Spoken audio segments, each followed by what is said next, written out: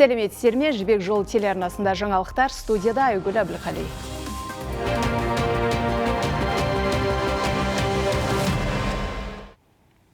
Әлеуметтік зерттеуге қатысқан қазақстандықтардың 59%-тен астамы АЭС салу бойынша референдумда өз таңдауын жасауға дайын.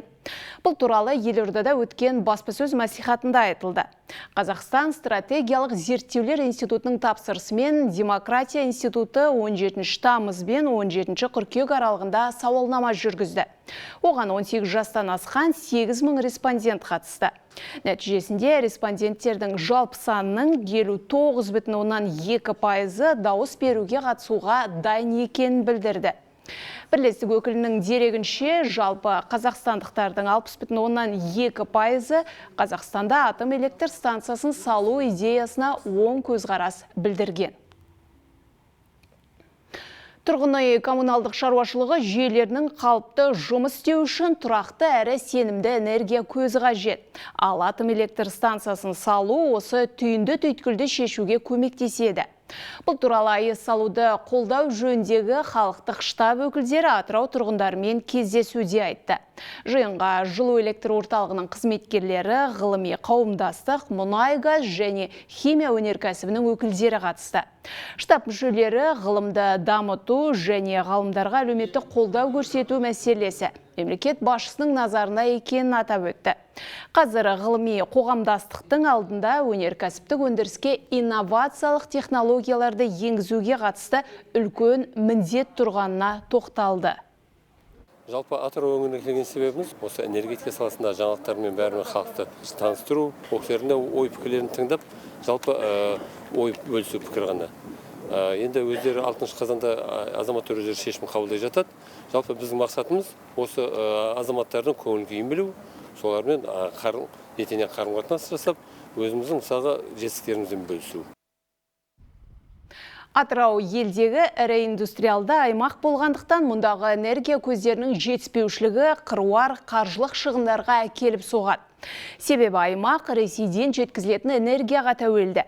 Мұнай газ және химия өнеркәсібі өкілдері жоғары технологиялық өнеркәсіптік өндірісті одан әрі дамытудағы басты фактор сенімді әрі тұрақты энергия көзі екенін атап өтті.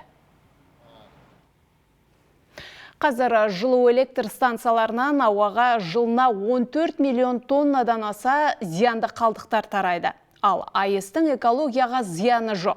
Сондықтан жаңа технологияны пайдаланып, соңғы үлгідегі реакторларды қолдануымыз керек. Атыраулық сарапшы Махамбет Құдайбергенұлы осылай дейді.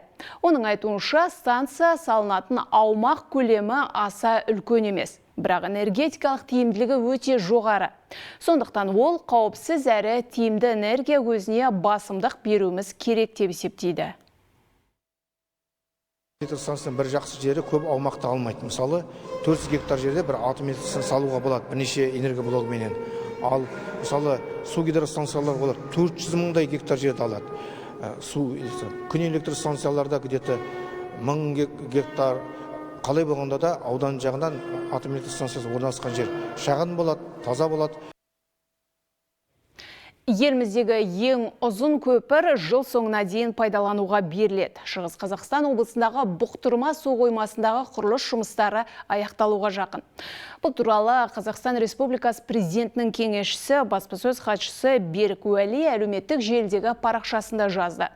Естеріңізге салайық, осыдан 5 жыл бұрын мемлекет басшысы Қасым-Жомарт Тоқаев үкімет пен Шығыс Қазақстан облысы әкімдігіне Твиттер арқылы Бұқтырма су қоймасына көпір салу үшін қаржы бөлуді тапсырған еді. Қазіргі уақытта құрылыс аяқталуға жақын. Екі бірдей облыстың 6 ауданның арасын жалғайтын стратегиялық нысан жыл соңына дейін пайдалануға беріледі деп жоспарланып отыр. Екі жолақты автомобиль көпірінің жалпы ұзындығы 1316 метр. Тәулігіне 80 мың көлікке дейін өткізе алады. Сонымен қатар жоба аясында ұзындығы 19 шақырымға жуықтайтын жаңа автожол құрылысы қарастырылған. Ол көпірге барып қосылады. Елде қазірге дейін 13,5 миллион тонна астық бастырылды. Ауыл шаруашылығы министрлігінің мәліметінше дәнді және бұршақты дақылдар 9 миллион гектардан астам жерден жиналған. Бұдан бөлек 1,5 миллион тоннаға жуық картоп, 2 миллион тоннадан астам көкөніс терілген. Ал бақша дақылдары 94 мың гектар алқаптан жиналды. Бұл жұмыстарға 150 мың трактор, 37,5 мың астық жинайтын комбайн жұмылдырылды. Бұған қоса 195 мың қосымша техника тартылды. Естеріңізге салайық, көктемгі егіс және егін жинау жұмыстарына 580 миллиард теңге мөлшерінде жеңілдетілген қаржы бөлінді. Бұл өткен жылдармен салыстырғанда 3 есе көп. Ал осы өнімдердің біразын елордалықтар демалыс күндері өтетін жәрмеңкеден сатып ала алады.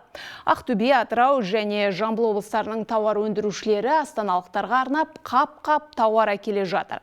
Атап айтқанда 125 тонна ет және ет өнімдері, 250 тонна көкөніс пен жеміс-жидек, 26 тонна сүт өнімдері, 22 тонна балық, 26 мың жұмыртқа, 2 тонна ұн өнімдері және 60 тонна өзге де азық-түлік түрлері сөреге қойылады. Барлығы 400 тоннадан астам тауар қолжетімді бағамен саудаланады. Айта кетейік, биыл жәрмеңке Қазанат ипподромына қарама-қарсы Қарғаралы тас жолында өтеді. Осы мекенжайға 18, 37, 303 және 323 бағыт бойынша жүретін автобустар қатынайды. Жәрмеңке сағат таңғы 9-дан кешкі 6-ға дейін жұмыс істейді.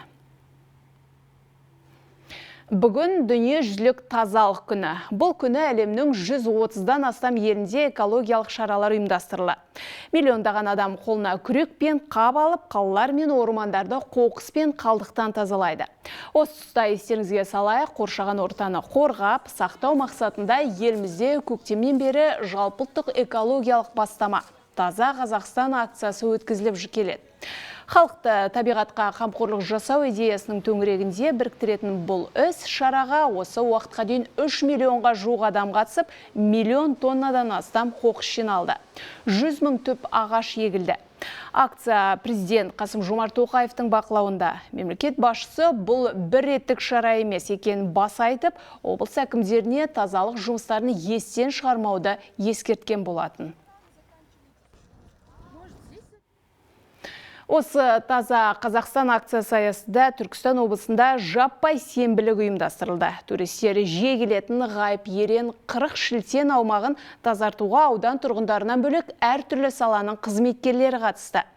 Бұған дейін өткен Таза бейсенбі акциясында Түркістан облысының әр аймағынан 210 тоннаға жуық күл қоқыс шығарылған болатын. Бұл жолы да жиналған жұрт киелі аумақтың жан-жағын қоқыс пен қураған шөптен тазартып шықты. Жол жиегін сырлады. Айта кетейік, Түркістан облысында тазалық жұмыстарынан бөлек жасыл желек өсіруге ден қойылған. Соңғы 3 жылда 51 мың гектардан астам жер аумағына 78 миллион түп көшет егілген. Бұл акция, мен ойлаймын, жалпы жалғасу керек. Бұл жерде тек қана жұрт ойлауы мүмкін, тазалық жұмыс жүріп жатқан жоқ burada. Burada мәдениет насихатталып жатыр. Адам, кез келген адам өзінің өмір сүретін, кеше президентіміз жолдауда осыған қатты тоқталды. Әр адам өзінің тұрып жатқан жері, жұмыс орны, өмірде жүрген жердің бар таза болу керек, тазалық болу керек. Футзалдан Қазақстан ұлттық құрамасы әлем чемпионатындағы 3-ші ойынына қызу дайындалып жатыр. Матч ертең Ташкент қаласында өтеді. Қарсыласы Жаңа Зеландия командасы. Кака баптайтын жігіттер топта бірінші орын алу үшін барынша ірі сеппен жеңу керек. Өткен алғашқы ойында қазақстандық футболшылар испандармен 1-1 есебімен тең түскен еді. Ал екінші кездесуде Қазақстан құрамасы Ливиядан 4-1 есебімен басым түсті. Испанияда екінші матчты сәтті өткізді. Жаңа Зеландияны 7-1 есебімен жеңді. Енді Д тобының көшбасшысы ертең анықталады. 4 команданың арасындағы үздік екеуі плей-офф кезеңіне тікелей жолдама алады. Естеріңізге салайық, бұған дейін топтық кезеңдегі 2 кездесу Әндіжанда ұйымдастырылған еді. Түркістан облысында жергілікті өнертапқыштар ұмыт болған ұлттық ойын ережесін құрастырып жатыр. Оның бірі тек тұрмас, екіншісі қоздату деп аталады. Қос ойын баланы логикалық ойлауға үйретіп қана қоймай, ұлттық құндылықтарды бойына сіңіріп өсіруге бейімдейді. Екі ойында математикаға негізделген, бірі асықпен, ал екіншісі құмалақпен ойналады. Бала санау арқылы қосу, бөлу, алу сияқты амалдарды тез әрі оп-оңай үйреніп алады. Тек тұрмас ойында асықтардың атауымен саны белгіленеді, ал қоздату 9 құмалақтың жеңілдетілген түрі. Атының өзі айтып тұрғандай, мал төлдеп саны көбейгендей, ойында жүріс арқылы ұпайыңды көбейтесің. Жалпы бұл ойындар мүлдем ұмытылып кеткен. Өнертапқыштар бұған дейін ережесін жасап шыққан 5-те ұлттық ойыны қазір Қытай мен Түркияда сабақ кестесіне енген. Өзім 9 құмалақ ойнағам. 9 құмалақ сағат классикасының өзі 1 сағат ойналады. Оның ішінде білесіздер құмалағы. Бұда 50 құмалақ болады, 25-25-тен.